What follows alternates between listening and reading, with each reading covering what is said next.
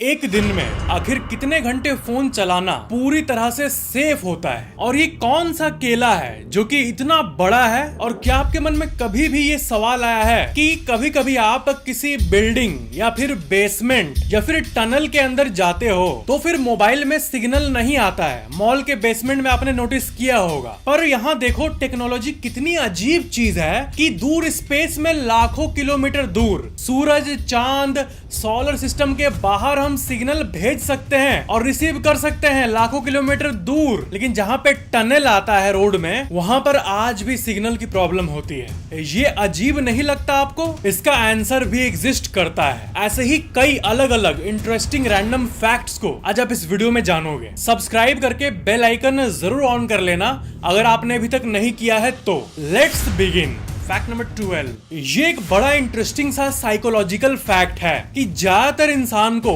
अपना जो पास्ट होता है, आपका पास्ट जो बीत गया है, वो आपको क्रिंज नजर आएगा। क्रिंज क्यों नजर आएगा?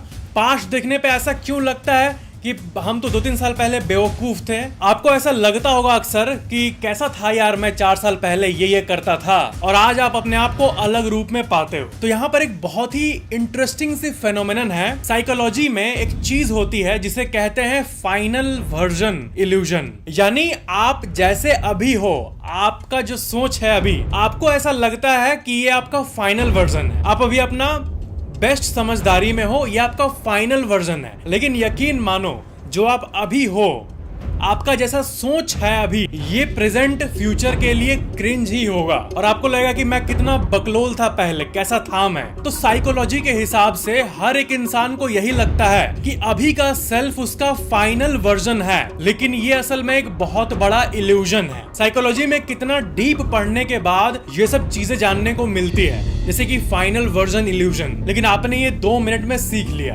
अब ऐसा हमें क्यों फील होता है? क्योंकि नेचर ने ऐसा सेट किया है दिमाग को कि सेल्फ क्रिटिसिज्म नेसेसरी है सर्वाइवल के लिए। पास्ट में आप जैसे थे उसको देखकर आपको घृणा आएगा कि कैसा था यार मैं, तभी आप अपने आप को बेटर बनाओगे। और इसलिए इवोल्यूशन ने ब्रेन में ऐसे न्यूरोकेमिकल सेट किए हैं कि ये एक्सपीरियंस सभी इंसान में कॉमन है। Fact number 11। ये कितनी अजीब बात है कि वैज्ञानिक करोड़ों किलोमीटर दूर सैटेलाइट्स को कनेक्ट कर लेते हैं। भले ही कितने भी प्लैनेट्स, एस्टेरॉइड बीच में आ जाए, वो कनेक्शन हो जाता है। लेकिन जब रियल लाइफ की बात करें, धरती की कनेक्शंस की, तो चाहे वाईफाई सिग्नल हो या फिर मोबाइल सिग्नल, दोनों जोकर बन जाते हैं, वो भी थोड़े से ही डिस्टेंस में। तो ऐसा क्यों आखिर? तो देखो, इसका आंसर है कि जो सैटेलाइट्स वैज्ञानिक स्पेस में कनेक्ट करते हैं वो भी रेडियो फ्रीक्वेंसी के थ्रू ही होता है, और मोबाइल का भी टेक्नोलॉजी यही है। तो सेम टेक्नोलॉजी होते हुए भी स्पेस में कितना भी अड़चन आ जाए, वो कनेक्ट हो जाएगा। पर मैं जब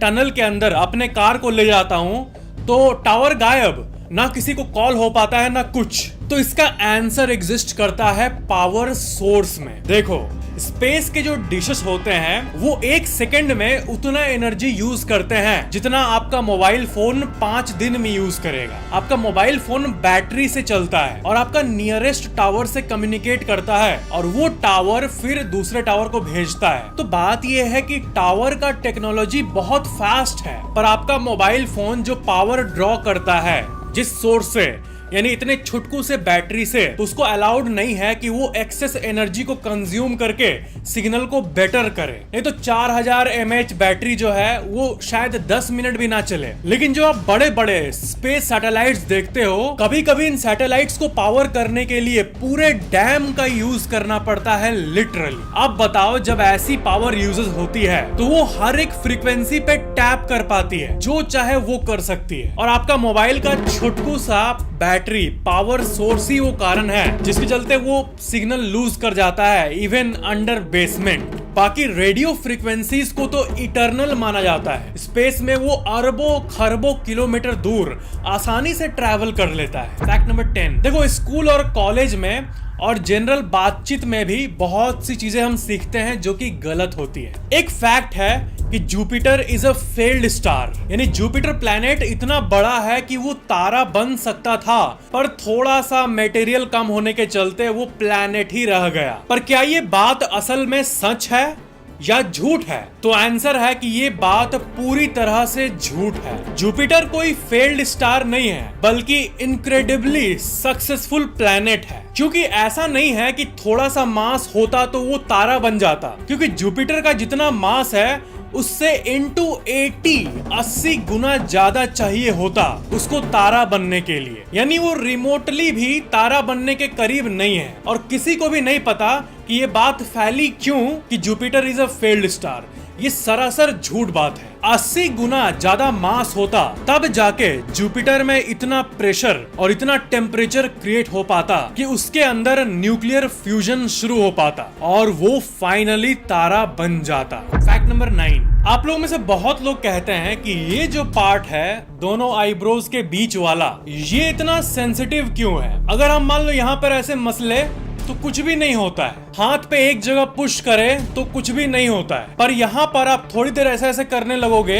या फिर आंख बंद करके ऐसे भी करोगे तो पेन होने लगेगा। सिर्फ इस एरिया में ही नहीं बल्कि पूरे सर में ही दर्द होने लगेगा। पर ऐसा क्यों भला? वाई? तो देखो, इस पॉइंट को ग्लबेला कहा जाता है और ये तो मैंने पहले भी बताया था। बट इस सवाल का आंसर ये है कि इसी पॉइंट से बहुत सारे नर्व्स एक्सटेंड होते हैं और सिर्फ इसी एरिया में नहीं बल्कि पूरे सर में सबसे इंपॉर्टेंट नर्व्स। और यहाँ का बैकग्राउंड कुछ ऐसा दिखता है। बॉडी के सबसे सेंसिटिव नर्व्स यहाँ पर मौजूद होते हैं, इसलिए इससे मजाक नहीं। और स्पिरिचुअलिटी में ये थर्ड आई पोजीशन भी होता है। इसलिए देखना, जब हेडेक होता है, माथा दर्द देता है, तो इस जगह पर एक अजीब सा सेंसेशन फील होता है। फैक्ट नंबर 8, ये कमेंट देखो, what is the most abundant element in the universe? ना किसी खाने का ब्रेक डाउन करते हैं, ना आपके घर के ईंटों का, ना किसी मसाले के कॉम्पोजिशन का, बल्कि इस पूरे यूनिवर्स का ब्रेक डाउन करते हैं। तो यूनिवर्स का ब्रेक डाउन टेबल कुछ ऐसा दिखेगा। इस ब्रह्मांड में सब कुछ को ले लो, आपको, मेरे को, प्लैनेट को, गैलेक्सीज को, पूरे यूनिवर्स को एज टोटल देखो तो उसके मास का कॉम्पोजिशन कुछ ऐसा दिखेगा। हाइड्रोजन 73%, हीलियम 24%, ऑक्सीजन लगभग 1% पूरे ब्रह्मांड में, और बाकी का नीचे का आप देख सकते हो। इसका मतलब हाइड्रोजन और हीलियम ये दोनों सबसे अबंडेंट एलिमेंट्स हैं, जो कि पूरे ब्रह्मांड का, कितना शॉकिंग बात है, किसी एक चीज के ब्रेकडाउन की बात नहीं हो रही है, पूरे यूनिवर्स का 96% बनाता है। फैक्ट नंबर 7, ये फैक्ट बहुत कम लोग को पता है कि जब आप सांस लेते हो तो उसमें जब आप सांस छोड़ते हो तो small amounts of hydrogen gas आप निकालते हो। और एक फैक्ट ये कि जब आपका खाना पेट में पचता है तब भी थोड़े मात्रा में हाइड्रोजन निकलता है, स्पेशली जब फाइबर्स पेट में ब्रेक हो रहे हो तब। गैसोलीन जिसे गाड़ियां चल रही है, तेल, वो भी मेजरली हाइड्रोजन और कार्बन से ही बना रहता है, यानी पावर हाइड्रोजन से ही मिल रहा है। पानी सबसे कॉमन, उसमें क्या होता है भाई? हाइड्रोजन। और अब तो हाइड्रोजन पावर्ड रेलवे और गाड़ियां और बैटरियां भी निकल रही है। फैक्ट नंबर 6, क्या आपने कभी सोचा है कि 21 तोपों की सलामी ही क्यों होती है? ऐसा कहा जाता है ना कि अरे वाह, इनको तो 21 तोपों की सलामी देनी चाहिए। ये आखिर आया कहां से? तो इसकी एक इंटरेस्टिंग कहानी है। पहले के जमाने में दो साम्राज्य में जब भी रेस्पेक्ट की बात आती थी, जैसे मान लो एक साम्राज्य दूसरे साम्राज्य से दोस्ती करना चाहता है, तो पानी के थ्रू जहाज में वो लोग जाते थे। तो अपने इलाके से निकलकर जब वो दूसरे साम्राज्य की तरफ बढ़ते थे तो यहाँ पर वो 7 बार तोप से गोलियां छोड़ते थे एज रेस्पेक्ट कि देखो, हम अपना जो शिप है उसको अनलोड कर रहे हैं, हम आपसे दोस्ती करना चाहते हैं। और 7 बार ही क्यों? क्योंकि 7 का सिग्निफिकेंस पूरी दुनिया जानती है। 7 एक मैजिकल नंबर होता है, और जो जमाने में ये होता था ये चीज हजारों साल पहले, उस समय कई सिविलाइजेशंस में सिर्फ 7 प्लेनेट को ही जाना जाता था। यानी उस टाइम ये कहते थे कि 7 ग्रह है। तो बात यह है कि समुद्र में 7 तोप, लेकिन जैसे ये तोप का आवाज आता था तब उसके होमलैंड में भी, तब इधर वाला साम्राज्य का जो होमलैंड है वहां पर जितना समुद्र में तोप छोड़ा गया उससे 3 गुना ज्यादा तोप को छोड़ा जाता था। 7 into 3 यानी टोटल 21 कि हम दूसरे साम्राज्य को रेस्पेक्ट दे रहे हैं। तो ऐसे ही 21 तोपों की सलामी निकली। हालांकि इस चीज में उतनी भी लॉजिक नहीं है, लेकिन ये 21 तोपों की सलामी 21 ही क्यों? इसका आंसर बेस्ट इतिहास में यही है। फैक्ट नंबर 5, इस वीडियो में आप एक बनाना को देख पा रहे होंगे और ये दुनिया का सबसे बड़ा केला है। इसे कहते हैं जायंट हाईलैंड बनाना और इसका साइंटिफिक नेम है म्यूसा इंजेंस और ये ज्यादातर पैपुआ न्यू गिनी में होता है, यानी साउथ ईस्ट एशिया में। फैक्ट नंबर 4, ये एक इंटरेस्टिंग सवाल है कि अगर न्यू बॉर्न बेबी का हाथ यहाँ पे कट जाए तो क्या वो रीजेनरेट कर लेगा? जैसे कि बहुत लोग जब साइंस फिक्शन मूवीज देखते हैं, जैसे कि मार्वल की मूवीज, तो उसमें डेडपुल जैसे कैरेक्टर को जब देखते हैं कि वो अपने बॉडी के चोट को हील कर ले रहा है तुरंत, यानी रीजेनरेटिव पावर उसमें बहुत है, तो बड़ा इंटरेस्टिंग लगता है। तो देखो, नॉर्मल एडल्ट में वैसा पावर तो होता नहीं है कि अगर कुछ कट गया तो वो रीजनरेट हो जाएगा, पर आपको पता ही होगा कि 1-2 महीने 6 महीने के छोटे छोटे बच्चों का जो रीजनरेटिव पावर होता है वो एडल्ट से 56 गुना ज्यादा होता है, क्योंकि वो अल्ट्रा ग्रोइंग फेज में होते हैं। वो कब इतने छोटे से इतने बड़े हो जाते हैं पता भी नहीं चलता। तो क्या 2 महीने का बच्चे का हाथ अगर मान लो यहाँ से पूरा कट गया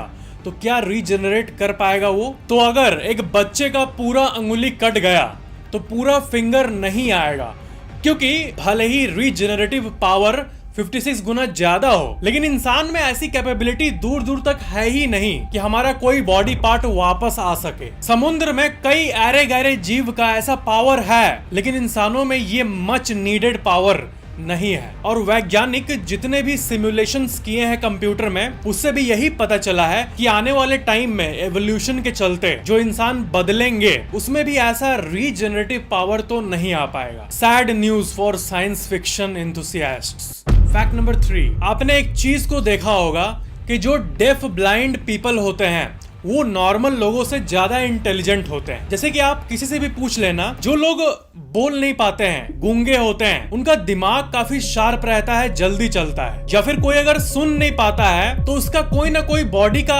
अदर सेंस बहुत हाइटेन हो जाता है। तो ऐसा क्यों होता है? ऐसा इसलिए क्योंकि बॉडी जो खाना खा रही है और बॉडी के अंदर जो भी एनर्जी जनरेट हो रहा है वो अगर एक चीज में ना जाए तो दूसरे चीज में वो अपने आप चैनलाइज हो जाती है। जैसे कि जो लोग मौन व्रत रखते हैं, कई लोग 10-10 दिन के मौन व्रत रखते हैं, तो जो लोग ऐसा करते हैं उनसे आप जाके एक बार पूछना, वो ये बात जरूर कहेंगे कि उन 10 दिनों में उनका ब्रेन काफी शार्प फील होता है, अपने आप ही अलग अलग थॉट्स आने लगते हैं और जनरली बहुत फास्टर हो जाता है ब्रेन, क्योंकि इंसान जो इतना बोलता है इसमें एनर्जी यूज होता है। तो अगर ये ना हो तो बॉडी का पावर कंजर्व रहता है, चैनलाइज हो जाता है। फैक्ट नंबर 2, क्या आपको पता है 2005 से 2010 के बीच एक पैंडेमिक चला था टेक्नोलॉजी के दुनिया में, जिसे कहते हैं the pandemic of zero click hacks. देखो, अभी के टाइम पे कोई भी आपके फोन को या कंप्यूटर को हैक करना चाहता है तो आपसे कोई गलती होगी तभी आपका डिवाइस हैक होगा। जैसे कि फोन में आपने किसी QR कोड को स्कैन कर दिया तो मे भी एक फाइल आपका ब्राउजर डाउनलोड कर ले। अगर आपने पास्ट में ब्राउजर को डाउनलोड परमिशन दे दिया है तो वो कर ही लेगा ऑटोमेटिकली। या फिर आपके लैपटॉप में आप कोई ईमेल खोल रहे हो और आप मान लो कोई PDF फाइल भी खोल रहे हो इनोसेंटली, पर PDF में भी वायरस एम्बेड हो सकता है। तो यहाँ पर एक चीज आप देख रहे हो, आप कुछ करते हो आपके गलती से तभी आपका फोन हैक होता है। यानी इस दुनिया में कोई भी हैकर आपके एक्शन के बिना तो हैक नहीं कर सकता है।